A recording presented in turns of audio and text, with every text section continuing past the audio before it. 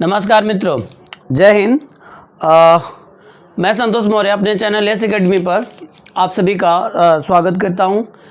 जैसा कि आप जानते हैं कि हम लोग जो है क्लास 10th का गणित पढ़ने वाले हैं या पढ़ भी रहे हैं और बहुत सारे क्वेश्चन हमने सॉल्व भी कर लिया है और आज जो है क्वेश्चन नंबर 21 की बारी है। तो आइए देखते हैं कि क्वेश्चन नंबर 21 कैसे लगेगा और जो है इसको आप मेरे साथ लगाइए और जो है अपने नोट्स जो है इसका भी बना लीजिए, ठीक है। अगर एक बात मैं आपसे ये कहूँगा कि जो भी चीज़ें हैं पढ़ने के साथ साथ आप नोट जो है ज़रूर बनाइए। कारण इसका क्योंकि अगर आप नोट बनाएंगे तो जब भी आपका एग्ज़ाम, जब भी आपकी परीक्षाएं जब नज़दीक होंगी तब आप क्या करते हैं, इस नोट का सहारा लेकर के आप फटाक से रिवीजन कर सकते हैं। और मेरा मानना ये है कि अगर किसी चीज़ को केवल पढ़ा जाए तो वो जल्दी भूल जाता है, लेकिन पढ़ने के बाद अगर उसको लिख लिया जाए तो वह जो है पहले की तुलना में और ज़्यादा बेहतर ढंग से याद रह जाता है। यानी कि जो हमारी स्मरण शक्ति होती है वो बढ़ जाती है किसी जो है टॉपिक को लिखने के बाद से, ऐसा मेरा मानना है। और ये बहुत हद तक मैंने इसको खुद आजमाया भी है और कई बच्चों को ये राय दिया है और उनके ऊपर भी मैंने ये प्रैक्टिकली एक तरह से जो है किया है। तो वहाँ से भी मुझे जो है फाइनली रिजल्ट ये मिलता है कि हाँ सर ये बेहतर है। तो मैं आपको भी ये राय दूंगा कि जो भी आप पढ़ रहे हैं उसका एक नोट्स बनाइए और नोट्स बनाने के बाद ही आप क्या करिए, जो है अपने आप को ये पूर्ण मानिए कि आपने जो है पढ़ाई की है। ये केवल वीडियो जो है बैठे बैठे सोए सोए वीडियो देख लेना ये पढ़ाई नहीं है। पढ़ाई तब होती है जब आप कापी किताब पेन के साथ बैठें और वीडियो चलता रहे, आप उसमें से देख करके सवालों को लगाएं। ये मेरा एक सुझाव था आपके लिए। अच्छा लगे तो ज़रूर इसको ट्राई कीजिए। आइए हम क्वेश्चन नंबर 21 को देखते हैं प्रश्नावली 8 के साथ। हमारा क्वेश्चन नंबर 21 कह रहा है कि 13 sin a बराबर 12 हो तो sec a माइनस 10a का क्या करिए, मान ज्ञात कीजिए। हम इसको कैसे हल करेंगे ध्यान दीजिए। सबसे पहले हम यहाँ पे लिख दें सॉल्व। दिया गया है 13 sin a बराबर 12, 13 sin a बराबर 12। तो यहाँ पे क्या हो जाएगा, हम लिख सकते हैं sin a बराबर 12 और 13 जो है किस रूप में है यहाँ पे, तो 13 जो है गुणा के रूप में है और गुणा जब इधर आता है तो क्या बनता है, भाग बनता है। तो भाग को किससे रिप्रेजेंट किया जाता है, बटे से। तो sin a का जो मान आया है ना वो आ गया हमारा 12/13। sin a का जो मान आया वो क्या आया, 12/13। अब हम जानते हैं कि sin a का एक फार्मूला होता है, वो होता है लंब बटे कर्ण का। तो हम यहाँ पे लिखना चाहें तो लिख दें लंब बटे कर्ण। तो आप यहाँ से देख रहे हैं कि जो लंब की वैल्यू आई है वो क्या आई है, 12 आई है और जो कर्ण की वैल्यू आई है वो 13 आई है। तो तीन चीज़ें होती हैं, लंब होता है, कर्ण होता है और आधार होता है। तो ध्यान दीजिएगा मित्रों, यहाँ पे लंब है, कर्ण है, तो क्या नहीं है, आधार नहीं है। तो हम आधार निकालेंगे, लेकिन उससे पहले हमें एक समकोण त्रिभुज बनाना होगा। हम यहाँ पे एक समकोण त्रिभुज बना देंगे। यहाँ पे हम एक समकोण त्रिभुज बना देंगे। मैंने कल की वीडियो में आपको बताया था कि जो दिया रहे उसी को ध्यान में रख करके हम फिगर बनाते हैं। देखिए जो दिया है ए के रूप में दिया है और ए के रूप में ही हमसे क्या किया जा रहा है, पूछा जा रहा है। इसका मतलब हमें ए को नीचे ही रखना होगा। तो हम यहाँ पे ए रख दें, यहाँ पे बी रख दें और यहाँ पे क्या रख दें, सी रख दें। अब बताइए लंब कहाँ लिखा जाएगा, तो जो खड़ा होता है वही तो लंब है। तो हम यहाँ पे क्या लिख सकते हैं, लंब की वैल्यू हमें दिख रही है 12 और जो कर्ण है उसकी वैल्यू दिख रही है क्या, 13। तो क्या नहीं हमें पता है, तो हमें आधार नहीं पता है। तो हम यहाँ से लगाएंगे पाइथागोरस प्रमेय। ध्यान दीजिए यहाँ हो जाएगा पाइथागोरस प्रमेय से। पाइथागोरस प्रमेय क्या कहता है, पाइथागोरस प्रमेय से हम आधार कैसे निकालते हैं, तो पाइथागोरस का प्रमेय होता है आधार का स्क्वायर बराबर कर्ण का स्क्वायर माइनस लंब का स्क्वायर। अब बताइए कि आधार की जगह पे हम क्या लिखने वाले हैं, आधार की जगह पे हम लिख देंगे ए बी। तो ए बी का स्क्वायर बराबर कर्ण की जगह पे हम क्या लिखने वाले हैं, कर्ण का मान है 13 तो 13 का स्क्वायर और लंब की जगह पे हम लिखने वाले हैं 12। तो यहाँ पे हो जाएगा 12 का स्क्वायर। यहाँ तक समझ आया। आगे लिखते हैं हम यहाँ पे, आगे हमारा हो जाएगा हम देख रहे हैं कि ए बी का स्क्वायर बराबर 13 का स्क्वायर क्या होता है, तो 169 होता है। अब 12 का स्क्वायर क्या होता है, तो 12 का स्क्वायर होता है 144। तो अब 169 में से अगर 144 को आप घटाएंगे तो 25 आएगा। तो यहाँ पे हो जाएगा ए बी का स्क्वायर बराबर 169 में से 144 घटाइए, क्या आएगा, 25 आएगा। ठीक है, अब हम यहाँ पे ए बी बराबर, अगर स्क्वायर उधर जाएगा तो क्या बनेगा, करणी, तो करणी में 25, तो ए बी की जो वैल्यू आ रही है वो क्या आ जाएगी, 25 को बाहर निकालेंगे तो क्या आएगा, 5 आएगा।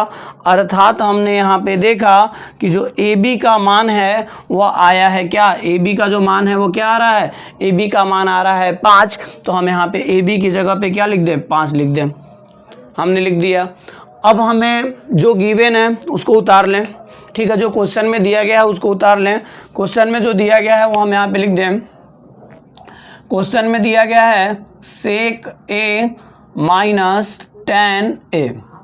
तो हमें कहीं ना कहीं सेक का और टेन का मान क्या होगा, निकालना होगा। तो सेक का मान और टेन का मान हम अलग अलग निकाल लें।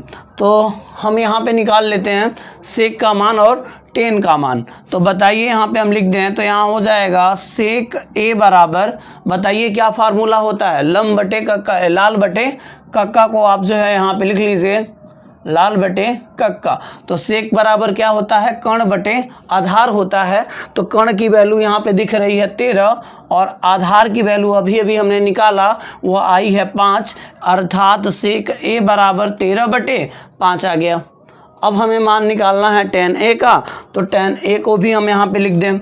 हम यहाँ पे लिख दें tan ए बराबर, ये लिख दे रहे हैं, दिखाई दे रहा होगा आपको। tan ए बराबर अगर हम लिख दें तो tan ए बराबर होता है लंब बटे आधार। तो लंब का मान है 12 और आधार का मान है 5। अर्थात जो tan ए का मान आया है वो क्या आया है, 12 बटे 5 आया है। ठीक है, tan ए का मान जो आया है 12 बटे 5 आया है। तो अब यही मान हम यहाँ पे क्या कर देंगे, रख देंगे। तो हम यहाँ लिख दें मान रखने पर, हम यहाँ पे लिख दें मान रखने पर। ये बताइए जब हम मान को रखेंगे तो सेक की जगह पे सेक का मान और टेन की जगह पे टेन का मान रखेंगे। तो सेक ए का मान क्या है मित्रों, देख लीजिए, सेक ए का मान है 13 बटे 5 माइनस टेन का मान क्या है, 12 बटे 5 है, 12 बटे 5 है।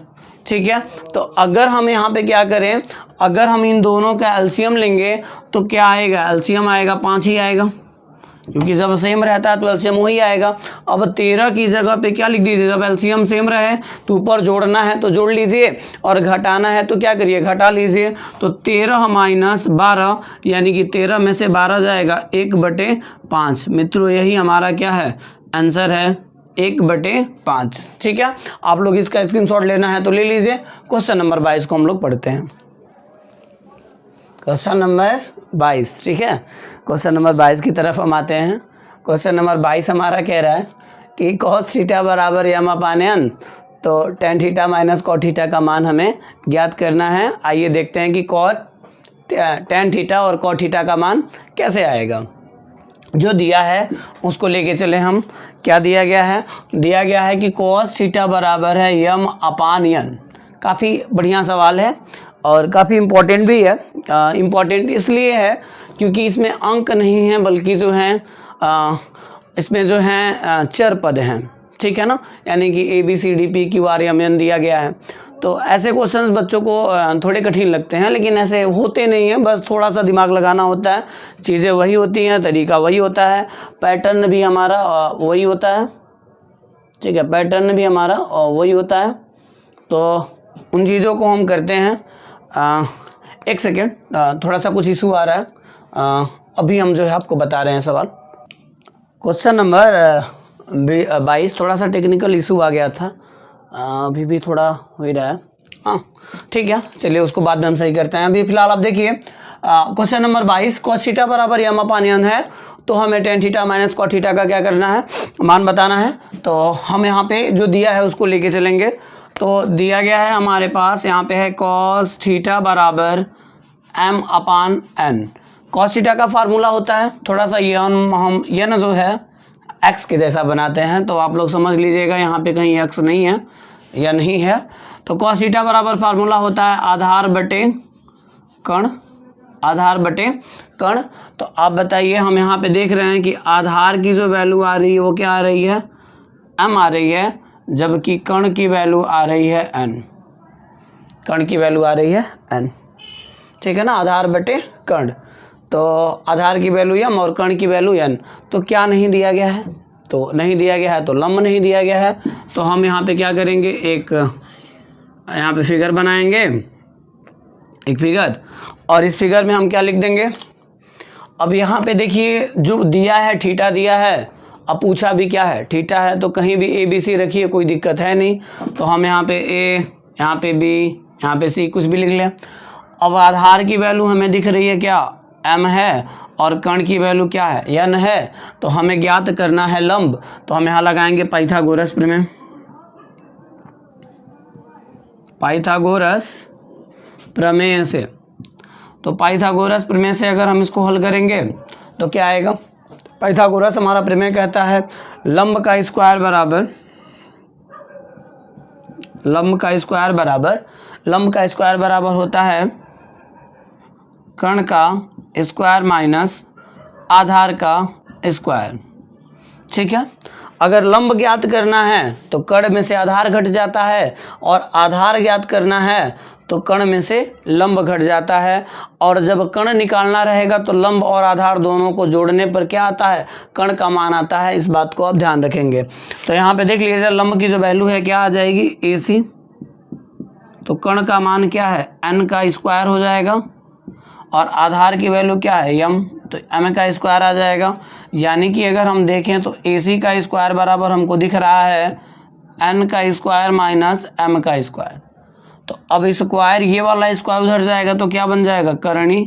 तो करणी में हो जाएगा n square minus m square. अब देखिए ज़्यादातर बच्चे यहीं पे गलती करते हैं, बहुत से बच्चे गलती यहाँ पे ये कर देते हैं। देखिए ये चीज़ है यहाँ पे गलती करने वाली। तो गलती उनसे क्या होती है कि वो क्या करते हैं कि कहते हैं कि n पर भी स्क्वायर है और m पर भी स्क्वायर है और यह करणी में है, तो क्या करते हैं, करणी हट जाएगी, बचेगा n माइनस m। तो ध्यान रखिएगा मित्रों, ऐसे करणी कभी नहीं हटती है। करणी हटने का कारण है कि जब ये गुणा के रूप में रहता या जो इसका पावर है वो होल स्क्वायर के रूप में रहता, तब क्या होता कि ये जो चीज़ें थी वह इस तरह से क्या होती, हट जाती। जैसे मैं आपको बता दूं कि अगर ये ऐसे रहता n माइनस m का होल स्क्वायर, तब करणी हट जाती, ठीक है, बात समझ में आ रही है। अगर मान लीजिए कोष्टक में रहता n माइनस m और बाहर कोई रहता a स्क्वायर और ऐसे करणी रहता, तो यहाँ पे क्या है, गुणे के रूप में है, तो गुणा के रूप में रहता तभी भी क्या होता, हट जाता।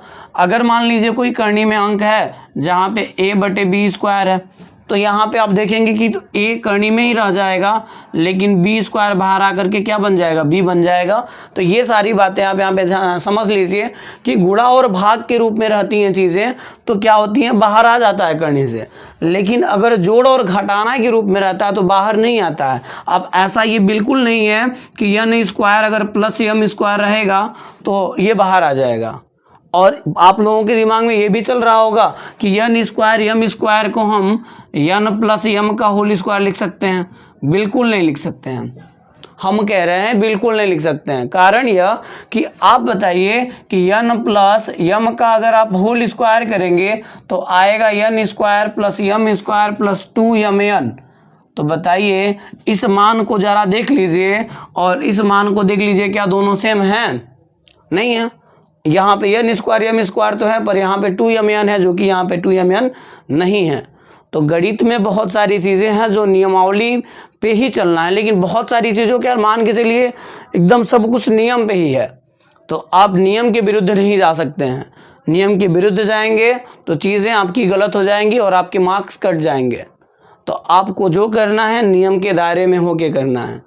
बहुत से लोगों को कन्फ्यूज़न था, तो ये सारी चीज़ें आप देख लीजिएगा, आपका कन्फ्यूज़न दूर हो जाएगा। आइए अपने टॉपिक पे आते हैं। हम इसको मिटाते हैं।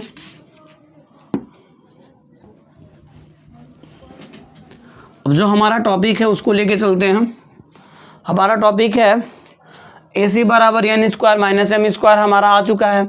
अब हमें tan theta minus cot theta की वैल्यू बतानी है, तो हम यहाँ पे उतार देंगे, टेन थीटा माइनस में कॉट थीटा, यहाँ पे हम लिख देंगे। अब यहाँ पे हम टेन का भी मान हमको चाहिए और कॉट का भी मान चाहिए, तो निकाल लेते हैं ना, हम यहाँ पे निकाल लें। टेन थीटा बराबर क्या होता है, लंब बटे आधार। तो आप बताइए लंब की वैल्यू अभी भी हमने क्या निकाला, लंब की वैल्यू आई है करनी में n square minus m square. तो बताइए यहाँ पे टेन थीटा बराबर क्या होता है, लंब बटे आधार होता है। क्या होता है, लंब बटे आधार होता है। तो आप बताइए लंब की वैल्यू क्या दिख रही है, लंब की वैल्यू दिख रही है करनी में n square minus m square. अब बटे आधार का मान क्या दिख रहा है, आधार का मान दिख रहा है m। तो हमको टेन का तो मान मिल गया, टेन का मान मिल गया क्या, करनी में n square minus m square बटे m। अब हमको मान चाहिए किसका, हमें मान चाहिए कॉट का। तो हम कॉट का मान निकाल लें। हम यही पे लिख दे रहे हैं, यहाँ पे थोड़ा सा लिख दे रहे हैं, कॉट थीटा बराबर होता है क्या, आधार बटे लंब। कॉट थीटा बराबर होता है आधार बटे लंब होता है। तो ये बताइए कॉट थीटा बराबर आधार की वैल्यू क्या दिख रही है आपको, आधार की वैल्यू दिख रही है m, आधार की वैल्यू दिख रही है m, और लंब की वैल्यू क्या दिख रही है, करनी में n square minus m square. तो यहाँ भी हो जाएगा करनी में n square minus m square. ये मान आ चुका है। अब ये थोड़ा पास में आ चुका है, तो हम इसको थोड़ा दूर लिख दें यहाँ पे, ताकि उसी में मिल जाएगा तो समझ नहीं आएगा आपको। यहाँ हो जाएगा टेन थीटा माइनस में कॉट थीटा। अब ध्यान दीजिए, यहाँ पे लिख दीजिए मान रखने पर, यहाँ हम लिख देंगे मान रखने पर। तो मान रखेंगे तो बताइए टेन का मान क्या है, ये तो कॉट का मान है ना, ये क्या है, कॉट का मान है। टेन का मान है यहाँ पे क्या है, करनी में n square minus m square बटे में क्या है m। अब माइनस की जगह पे क्या लग जाएगा, माइनस। और कॉट का मान क्या है, कॉट का मान है m, और नीचे है करनी में n square minus m square, ये आ जाएगा। अब हम इसका एलसीएम लेंगे। मित्रों ध्यान दीजिएगा, एलसीएम कैसे लिया जाता है, जब दो नंबर दिए गए हों और उनका हम एलसीएम ना ले पाएँ तो उनका आपस में गुणा करा देना ही उनका क्या होता है, एलसीएम होता है। जब हम एलसीएम नहीं ले पाते हैं तब उनका आपस में क्या करा देते हैं, गुणा करा देते हैं, और उनका जो गुणनफल होता है वही उनका एलसीएम हो जाता है। तो बताइए हम यम का और करनी में n square minus m square का कहाँ एलसीएम ले पाएंगे, तो नहीं ले पाएंगे एलसीएम। तो हम इनका आपस में क्या करा देंगे, गुणा करा देंगे। तो गुणा हो जाएगा, यम का गुणा हो जाएगा करनी में n square minus m square के साथ। अब जब ऐसी चीज़ें हो जाती हैं तब इसका, जब इनका गुणा ही इनका एलसीएम बने तब क्रॉस मल्टीप्लाई होता है। तो इसका गुणा इधर हो जाएगा, इसका गुणा इधर हो जाएगा, यानी कि करनी का गुणा करनी में होगा। तो ध्यान दीजिए, करनी का गुणा करनी में होता है तो करनी हट जाती है। अगर आप नहीं समझ रहे हैं तो ऐसे देख लीजिए, ये बताइए कितनी बार है, एक बार है, और ये कितनी बार है, ये भी एक बार है। तो इसका इसमें गुणा कराएंगे तो एक बार यह मिल करके क्या हो जाएगा, कोष्टक में लिख दीजिए n square minus m square. अब बताइए कि एक बार यहाँ था और एक बार यहाँ था, तो टोटल को बार हो जाएगा, दो बार हो जाएगा। अब यहाँ पे ध्यान दीजिए कि यम यहाँ पे एक बार है और यहाँ भी यम एक बार है, तो यम भी कितनी बार हो जाएगा, दो बार हो जाएगा। अब यहाँ ध्यान दीजिए, जिस करनी के ऊपर अगर स्क्वायर आ जाता है तो करनी क्या होती है, हट जाती है। तो यहाँ पे एक जो करनी होगी वो हट जाएगी, क्या हो जाएगा, केवल हो जाएगा n square minus m square. अब पहले से है हमारे पास m स्क्वायर, और इनका गुणा होगा नहीं क्योंकि यह करनी में है और यह करनी के बाहर है। तो यहाँ पे आ जाएगा m, और यहाँ पे गुणा हटा दीजिए चिन्ह, तो यहाँ हो जाएगा n square minus m square. अब यहाँ से आप ध्यान दीजिए, अब यहाँ पे ध्यान दीजिए कि n स्क्वायर तो अलग है, लेकिन m स्क्वायर दोनों क्या हैं, एक ही बिरादरी के हैं। तो ये दोनों आपस में क्या होंगे, जुड़ जाएंगे। तो यहाँ पे क्या हो जाएगा, n स्क्वायर। अब बताइए एगो m स्क्वायर मिल करके क्या हो जाएगा, दो ठे m स्क्वायर। और नीचे क्या लिखा जाएगा, नीचे लिखा जाएगा m और करणी में क्या लिखा जाएगा, n square minus m square. यही हमारा आंसर होगा, यही हमारा आंसर होगा। तो ये चीज़ें थी और ये सवाल मुझे उम्मीद है आपको बहुत अच्छे से समझ आया होगा। आप इसका स्क्रीनशॉट ले लीजिए और हम क्वेश्चन नंबर 23 को देखते हैं। क्वेश्चन नंबर 23 को देखते हैं हम। क्वेश्चन नंबर 23 हमारा कह रहा है कि cos a बराबर 5/13 तो sin a minus cot a बराबर 2tan a का हमें क्या करना है, मान ज्ञात करना है। तो हमें दिया गया है क्या, ध्यान दीजिए, हमको दिया गया है कि cos a बराबर क्या दिया हुआ है, 5/13 दिया हुआ है और इसको लेकर के हमें आगे चलना है। तो आइए हम यहाँ पे लिख दें, हम यहाँ पे लिख देंगे cos a बराबर 5/13, cos a बराबर 5/13। तो cos a बराबर क्या होता है, आधार बटे कण होता है, आधार बटे कण होता है। तो हम यहाँ से एक फिगर बना लेंगे, हम यहाँ से एक फिगर बना लेंगे, ठीक है। यहाँ पे a दिया है और a पूछा भी है तो a को हम नीचे ही रखेंगे। यहाँ हो जाएगा a b c। आधार का मान कितना दिख रहा है, आधार का मान दिख रहा है 5 और कण का मान कितना दिख रहा है 13। तो हमें क्या ज्ञात करना है, लंब ज्ञात करना है। अभी कुछ ही टाइम पहले आपको याद होगा कि ऐसे ही 12 था और 13 था, उसका हमने निकाला था तो 25 आया था और 25 का क्या लिखे थे हम, 5 लिखे थे। तो यहाँ जाहिर सी बात है कि जो लंब निकलेगा वो क्या निकलेगा, 12 निकलेगा। तो मैं यहाँ पे बता दे रहा हूँ कि जो लंब का मान आएगा वो क्या आएगा, 12 आएगा। कैसे आएगा देख लीजिए, हम लिखेंगे पाइथागोरस प्रमेय से, पाइथागोरस प्रमेय से, पाइथागोरस प्रमेय का यूज करेंगे। पाइथागोरस प्रमेय से हमें क्या निकालना होगा, लंब का स्क्वायर बराबर होगा क्या, कण का स्क्वायर माइनस आधार का स्क्वायर। तो ये बताइए लंब की जगह पे क्या काम करेगा, AC काम करेगा। तो यहाँ पे हो जाएगा AC का स्क्वायर बराबर कण की जगह पे हम क्या लिख सकते हैं, 13 का स्क्वायर और आधार की जगह पे हम क्या लिख सकते हैं, 5 का स्क्वायर। अर्थात AC का स्क्वायर बराबर 13 का स्क्वायर 169 और 5 का स्क्वायर क्या आएगा 25।